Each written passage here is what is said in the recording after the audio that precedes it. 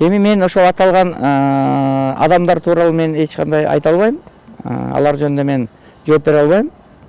Бирок мен өзүм жөнүндө айтып коеюн. Мен эмне үчүн мени өзүм сураган жокмун. Ошо президенттин аппаратынын сунушу боюнча мен конституциялык кеңешке кирдим.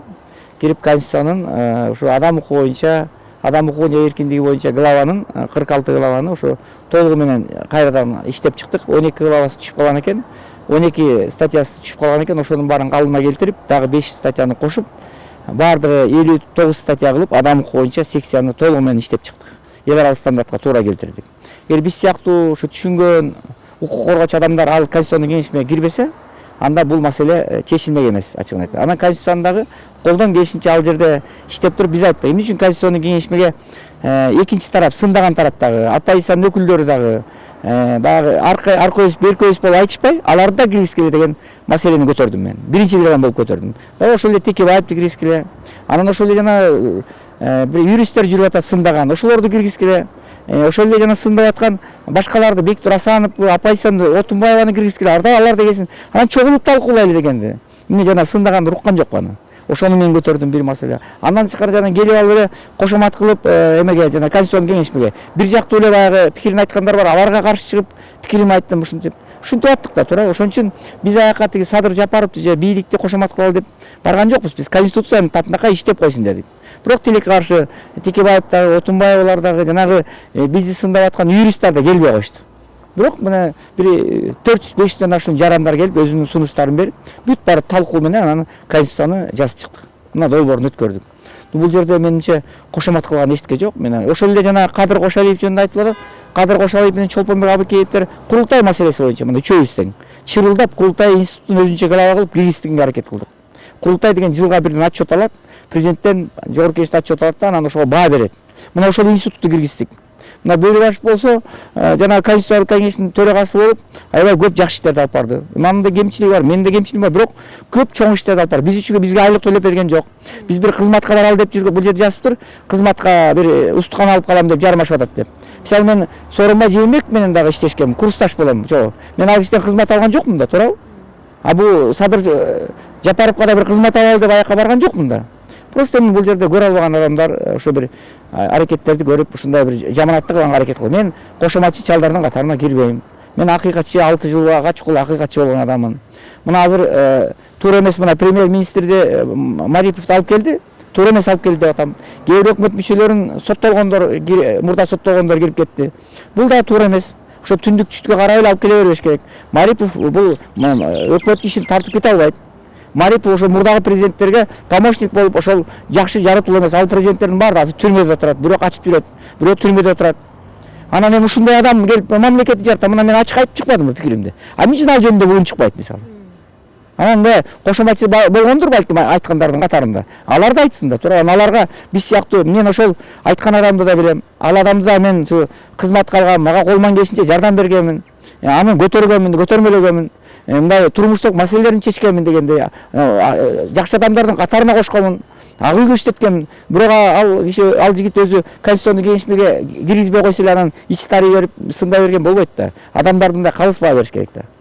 Ар ким өзүнүн кызыкчылыгын көздөп атат деп атпайбы? Бул жерде мындай кызыкчылык жок да. Менде кызыкчылык жок. Мен адам укугу боюнча, мен 60-тан ашкан адаммын, туура. Мен өзүм адам укугу деп чырылдап жүрөм. Ошо адам укугу боюнча глава, ал бардыгы 59 статьядан турат. Ошо 59 статьянын кээбиси түшүп калган экен. Ошону калыбына келтирели деп эметтик, аракет кылдык. Мына толугу менен эл аралык стандартка Венецианский комиссиянын талабына туура келди. Анан правозащитное сообщество эксперт кылат. Ошонун экспертизасынан талап берип мындай татыктуу конституциянын долбоорун иштеп чыктык. Ошолдон адам укугу боюнча. Башка главалар боюнча мен жооп бере албайм. Ошо 59 статья боюнча толугу менен иштеп чыктык. Мына ошону адам укугу үчүн мен бардым. Ал жерде мына Лейлия Сыдыкова болду, Гүлмира Маматкеримова болду, Ирина Летова деген болду, мына Төлөкан Исмаилова болду. Төлөкан да кошоматчы же башканы кошо. Бардыгыбыз биригип ошо адам укугу главасын мен башында туруп иштеп чыктык. Укук коргоочу катары менин пикириме таянышты. Канчалаган главаларды иштеп чыктык. Анда кийинки барбайбы ошо жерге катышпайбы? Мына биз айттык, конституциондук кеңешмеге кирбеген адамдар келди келсин. Ошо сынбай аткан жигит келип катышпайбы, сынышын бербейби? Бере албайт. Анткени анын идеясы жок. Бир-эки интервью берип коет, жумасында болду. Аны мындай коомдук ишмер же бир мындай белгилүү адам катары кабыл албайт, бийлик аны менен эсептешпейт. Анан эми ошентип эле четте калса, коомдон мындай четте калса эле адамдарды сындай бербеш керек. Адамга агын ак, карасын кара деп каршы бериш керек. Мен никогда кошоматчы болгон эмесмин. Мына азыр бийликти дагы эгер туура эмес кылса, мен туура эмесин айтам. Мына өкмөт боюнча туура эмес иш кылды. Эми ошо ошол революцияны ошо бир Марип Улукбай үчүн жазадык беле мисалы. Туура мына эл азыр туура эмес түшүнүп атат. Чыныгы патриот мына Ташиев сыяктуу Ташиевди кой деген жокмун, бирок мына ошол эле сый канча кемчилик болсо Сыймык Бешекеев бар, мисалы Жапыкеев бар. Мына мисалы ошол эле тиги Максат Маматканов бар. Мына ошол жигиттердин баары азыр бийликтен четтеп калышты. Анан баягы мындай ичип жегендер, баягы жамаатты болгондор, мурдагы президент менен иштешкенде жана чимкирик депутаттардын кадрлары келип азыр кайра отуруп калышты. А биз эмне мына президент болсо 80% еш шайлаган. Министрликтердин кыскартуусу боюнча пикириңиз? Булар дагы туура эмес кыска. Булар дагы оптимизация маселесинде чоң проблема бар. Мына экономика министри менен тиги эме министрлиги тиги финанс министри кошулганы каржы министри. Бул эң туура эмес маселе болуп атат. Экономика деген министр бул прогноз кылат. Бул план түзөт. 10 жылга, 20 жылга прогноз кылат. Ал эми каржы министри күндө акчанын кирип чыгышын көзөмөлдөйт. Бүгүн төлөйт, айлык төлөйт, башка кылат. Акчанын операциясын жүргүзөт. Ал эми экономика министрлиги илгери госплан деген болгон. Госплан алдын ала пландаган 5 жылдык, 10 жылдык деп. Экөөнүн кошкон мүмкүн эмес да, туура эмес да. Анан кээ бирлерди кошуп салыптыр. Мисалы ошол социалдык министрди алып барып саламаттык сактоо бузуп салыптыр. Каалабасак да кошту дагы. Мисалы айыл чарба институтунда айыл чарба министрлигине алып барып суу департаментин кошуп салыптыр. Суу департаменти өзүнчө болуш керек. Сууну айыл чарбасына эметкен болбойт. Мына ошонун башында бир эле адам, оптимизациянын башында мурдагы аппарат жетекчиси иштеген. Ал ошол жерде жүрүп кээ бир ошо мурда иштеген бир 100 кишини башкара алган жигит болчу. Эми ошол бар оптимизациянын башында ошол жигит турду. Эми ошолор кантип оптимизация кыла алат, кантип реформа кыла алат? Ушундай кемчиликтер бар. Мына мен айтып атам, мына 7-каналда айттым, мына силерге айтып атам. Азыр президенттин аброюнун кетишин мен каалабайм. Президент 80% түндүк түштүгү баары ошол. Мен Садыр Нургалиевичти колдойм. Бирок бул киши мондай байларга, кландарга, мындайча айтканда коррупционный элементтерге таянбаш керек. Карапайым элге таяныш керек. Эгер элементтерге таянса, биз ачык айтабыз, сындайбыз. А эл деген жаман билесиңер азыр. Араң турат. Ошон үчүн Садыр Нургалиев да, Ташиев дагы, азыркы келген премьер дагы, отказ бериш керек болчу. Киши уялыш керек болчу. Элдин каны менен келди, азап менен келишти. Мына ошол эле Жапаров, ошол эле Ташиев кыйынчылык менен келди. Адамдын өлүмү коштолду. Канча элдер миңдеген адамдар көчөгө чыкты. Анан ошол ким үчүн? Марип үчүн чыктыбы?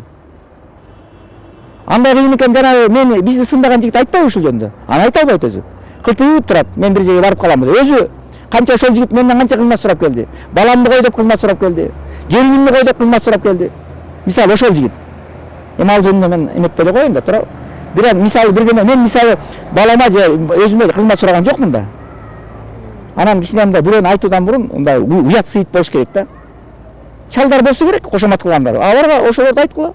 Анан мен өмүр бою калыстык, акыйкат, чындык деп келатам. Башка эчтеке кылган жокмун мен, туурабы? Кызмат сураган жок. Мына курсташым Жээнбектен кызмат сурасам болот эле да. Мына Аликбек Жешенкуловду кызмат калды, Эдил Байсаловду кызмат калды, Бекназаровду өзүм жөнөттүм.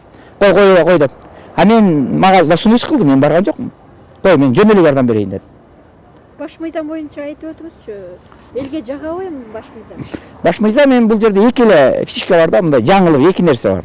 Биринчиси аткаруу бийлигинин башында ушу президент туруп атат. Президент турат.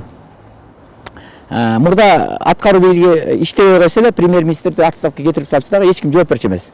Президент да, премьер да, жогорку кеңеш да. Азыр президент өзү жооп берет. Аткаруу бийлигинин ишине, ошол эле саламаттык сактоо жагына, миграция маселесине, экономикада абал кыйын болсо, бюджет ылдый болуп кетсе, айлыктар төлөнбөсө, мына ушулардын баардыгына, мына пандемия маселесине бүт президент өзү жооп берет. Өкмөт башчы жооп берет, президент өзү жооп берет. Мурда эч ким жооп берген эмес, туурабы?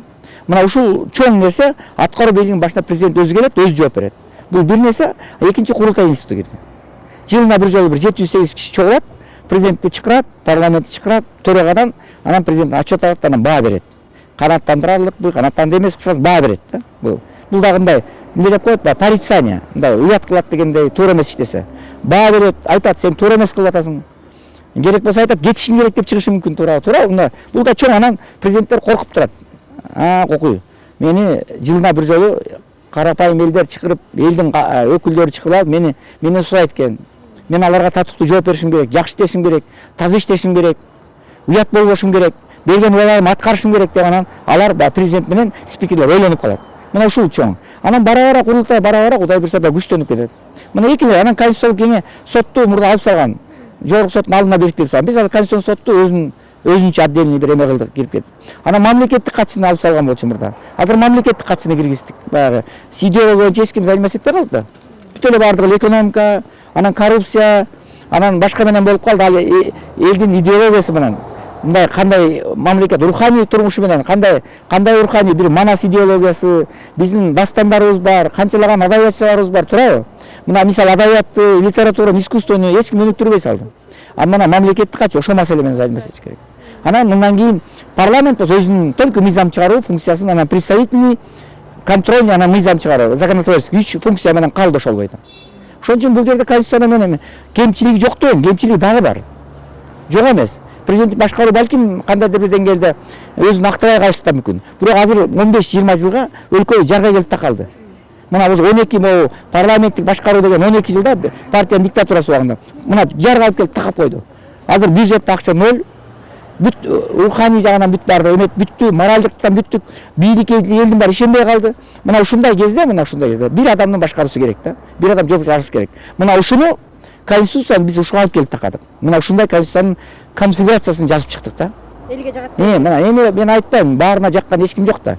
Биз элге жаксын деп айткан жокпуз. Биз эффективдүү бийлик болсун, анан элге кызмат кылсын деп иштеп чыктык да. Бирок муну талаш тартыш менен мына бир эле сөздү, мисалы бир эле сөздү киргизиш үчүн ушунчалык талаш тартыш. Мисалы бир азыр ошо өкмөттүн төрагасы деп салыптыр. Кабинет министрлер кабинетинин төрагасы. А мен айттым, төрагасы деп атабагыла. Төрага деген уже президент башчысы бар. Просто башчысы деп койгулачы. Же биринчи эле орун басар кылып койгула. А төрагасы, жетекчиси бул президент болот деген сөздү туптары 1 саат талаштык. Бир эле сөздү, мисалы конституцияда бир сөздү кээде 3 саат талашкан убактыбыз болду. Мына ушуну анан туптары 2 ай, бир ай, бир 20 күн, бир ай 25 күн отурдук. Тынбай, акча албай, эчтеке кылбай. Күнүгө. Ал жанагы сындаган журналист сөйлөй, үйүндө отурат, чалкалап курсакты мындай коюп, үйүндө чай ичип отурат. Биздин кыйналып жүргөнүбүздү көргөн жок канча. Анан отуруп алып, үйдөн отуруп алып, анан кошоматчы шалдар деп коюш, ай бирine туура келбейт го менимче. Аны эл көрүп турат. Кудай таалам бар да, Кудайым өзү эметет да, баа берет.